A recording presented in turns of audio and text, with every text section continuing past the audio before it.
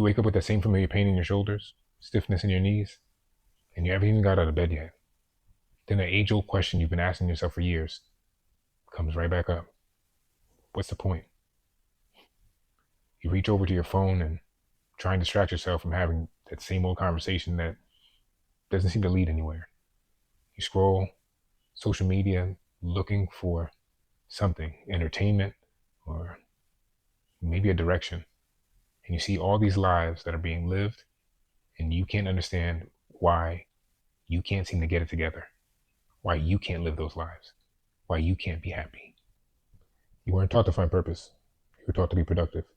You wake up, go to a job, and serve customers that you feel disconnected from. It's tough every day. Because how are we supposed to actually be a part of a community that we don't know, especially when we don't even recognize ourselves? Our routine coping strategies aren't working anymore. Food, TV, drugs, sex, and it makes the question even louder. What am I doing here? See, what you've been labeling weakness is actually your nervous system, and it's doing exactly what it was trained to do. There's a section of your brain called the amygdala, and what its job is to scan the room for threats. And how it determines if something is a threat is based on your childhood and your responses to the experiences when your brain was first forming. So when you walk into a room and people look at you or don't look at you, your body can have different responses to that same event.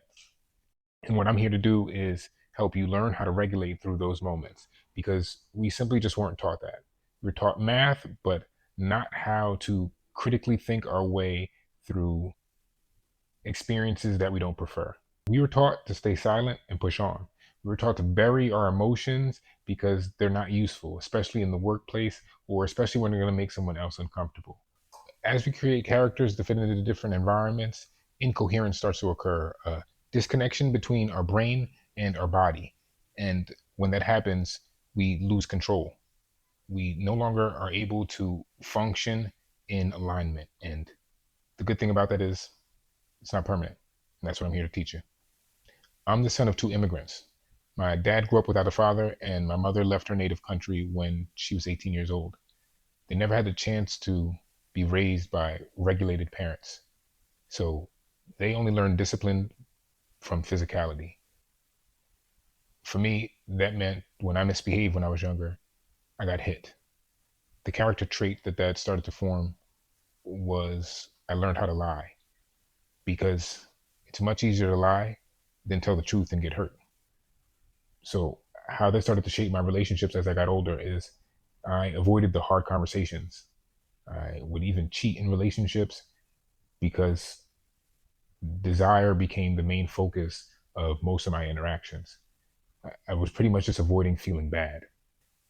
It wasn't until I turned 30 years old and I had to undergo two surgeries to fix a broken neck that I realized that my coping strategies weren't working anymore. I didn't realize, but I was experiencing anxiety, and I even went through a bout of depression, and I didn't know how to put a label on it because no one ever taught me that kind of vocabulary. The method that I started to develop was radical honesty, because I wanted to learn how to feel at home in my body. Having to juggle so many stories and characters started to be overwhelming, and I really just wanted a chance to start over. When I first started dating my wife, it was a accelerated program, so to speak, because we didn't have to do the song and dance. Didn't have to do the pretending. She never had to feel like she didn't know where we were at in our relationship because I had open communication skills.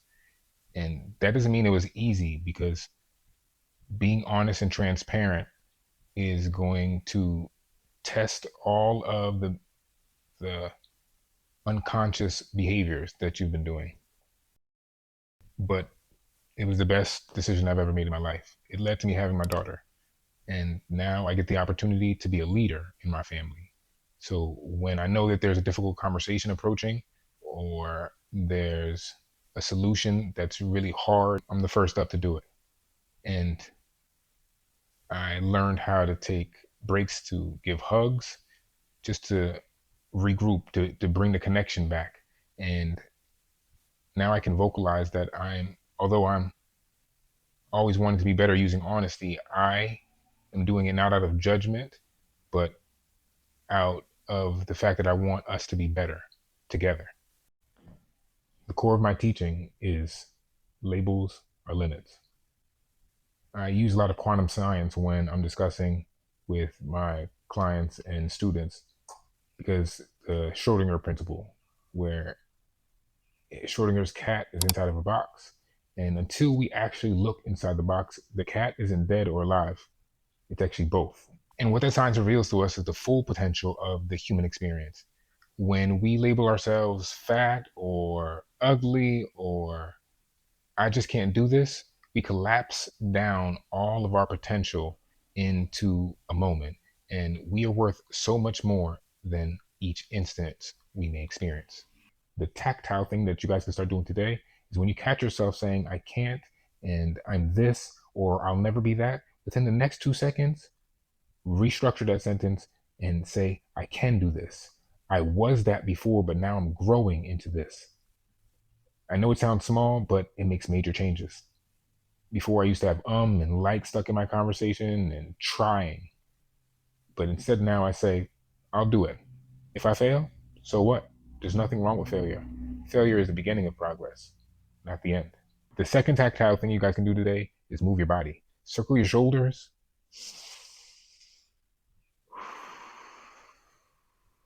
Take a deep breath. Extend your exhales. Your diaphragm is the first muscle that responds to any threat that your brain perceives. That is how you maintain regulation even when a situation is difficult. The stiffness you're experiencing comes from a lack of connection between your brain and your body. And how you can start to rebuild that is with conscious movement, right? Mobility isn't just for exercise or for muscles, it's so that you have a coherent action every time you go to move. I know all of us have experienced a time where we told our body, do this, and it simply just didn't listen. We started today waking up in our bed, achy and stiff, but now we're here, aware and ready to take the next step. Don't let this moment of clarity pass you by. I'll be making another video with details on how to reframe your narrative so that it sticks and mobility drills to keep you moving and keep your joints active. If there's anything you should remember from this video today, is that you can do this. Peace.